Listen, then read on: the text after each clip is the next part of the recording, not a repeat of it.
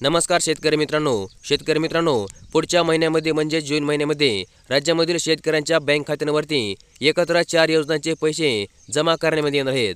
ज्यामुळे या 4 योजनेअंतर्गत राज्यामधील शेतकऱ्यांना किमान 15 ते 20 हजार रुपये आर्थिक मदत होईल असा आशावाद व्यक्त करण्यामध्ये येत आहे। तर मग या कोणत्या 4 योजना आहेत ज्यांचे की पैसे तुम्हाला या पुढच्या जून महिन्यामध्ये बँक खात्यामध्ये मिळतील जाणून घेण्यासाठी आजचा व्हिडिओ नक्की शेवटपर्यंत पहा। तर मग चला जास्त वेळ न वाया घालवता व्हिडिओला सुरुवात करूया आणि जाणून घेऊया कोणत्या त्या 4 योजना आहेत ज्यांचे की पैसे तुम्हाला या जून महिन्यामध्ये मिळतील। तर मग शेतकरी मित्रांनो, जून महिन्यामध्ये ज्या 4 योजनांचे पैसे राज्यामधील शेतकऱ्यांच्या बँक खात्यांमध्ये जमा करण्यामध्ये येणार आहेत त्यामधील पहिली योजना आहे पीएम किसान सन्मान निधी योजना। शेतकरी मित्रांनो, पीएम किसान सन्मान निधी योजनेअंतर्गत दर 4 महिन्याच्या अंतराने 2000 रुपये देशामधील पात्र शेतकऱ्यांच्या बँक खात्यांमध्ये जमा करण्यामध्ये येत आहेत।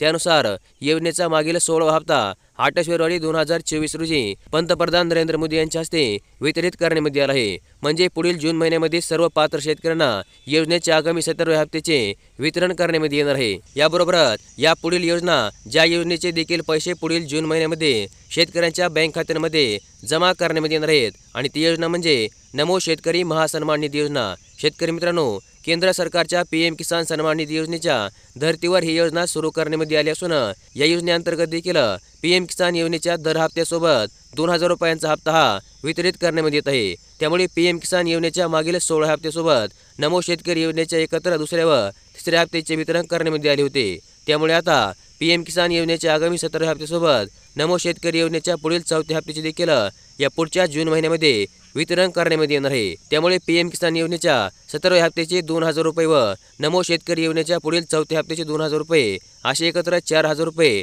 पुढच्या जून महिन्यामध्ये या दोन्ही योजनेअंतर्गतच्या पात्र लाभार्थ्यांच्या बँक खात्यांमध्ये जमा करण्यामध्ये येणार आहेत। तर मग याबरोबरच या पुढील तिसरी योजना ज्या योजनेचे देखील पैसे तुम्हाला पुढच्या जून महिन्यामध्ये जमा करण्यामध्ये येणार आहेत ती योजना म्हणजे पीक विमा योजना। शेतकरी मित्रांनो, अवकाळी पाऊस, गारपीट, अतिवृष्टी अशा नैसर्गिक आपत्तीमुळे राज्यामधील बऱ्याच भागातील शेतकऱ्यांचे शेती पिकांचे नुकसान झाले आहे। अशामध्ये ज्या शेतकऱ्यांनी आपल्या शेती पिकांचा पीक विमा काढला होता त्यांना त्यांच्या झालेल्या नुकसानीची भरपाई विमा कंपनीकडून देण्यामध्ये येत असते। बऱ्याच शेतकऱ्यांना ही नुकसान भरपाई आणखीन देखील मिळाली नाही। तसेच बरेच शेतकरी अजून देखील नुकसान भरपाईपासून वंचित राहिले आहेत। म्हणजे आचारसंहिता लागू असल्यामुळे बऱ्याच जिल्ह्यामधील शेतकऱ्यांना पीक विम्याची रक्कम जमा करण्यात आली नाही। परंतु आता पुढील महिन्यामध्ये म्हणजे जून महिन्यामध्ये आचारसंहिता संपणार असून खरीप पीक विमा योजनेअंतर्गत अनुदानापासून वंचित राहिलेल्या पात्र शेतकऱ्यांच्या बँक खात्यामध्ये पीक विम्याची रक्कम देखील जमा करण्यामध्ये येणार असल्याची माहिती मिळत आहे। याबरोबरच शेवटची आणि महत्त्वाची योजना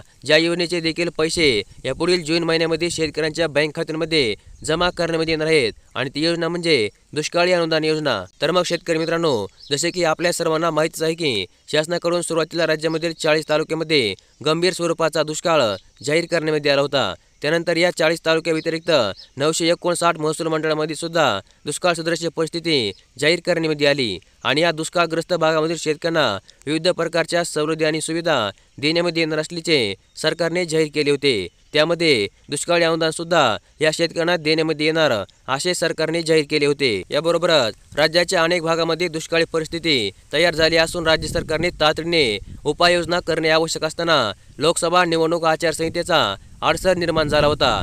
त्यामुळे आचारसंहिता शिथिल करावी अशी मागणी राज्य सरकारने निवडणूक आयोगाला या ठिकाणी केली आहे आणि तशी अनुमती दिली जाण्याची अगदी दाट शक्यता देखील वर्तवण्यामध्ये येत आहे। तर मग जून महिन्यामध्ये आचारसंहिता शिथिल झाल्यानंतर दुष्काळ अनुदानापासून वंचित राहिलेल्या शेतकऱ्यांना उर्वरित दुष्काळ अनुदानाचे वितरण करण्यामध्ये येणार आहे। तर मग अशा प्रकारे या पुढील जून महिन्यामध्ये राज्यामधील शेतकऱ्यांना या काही 4 योजनेअंतर्गत अनुदानाचे पैसे जमा करण्यामध्ये येणार आहेत आणि अशा प्रकारची एक अत्यंत महत्त्वपूर्ण अशी अपडेट आज आपण या व्हिडिओमध्ये पाहिली आणि अशाच प्रकारच्या अपडेटसाठी आपल्या चॅनलला नक्की सबस्क्राईब करून ठेवा।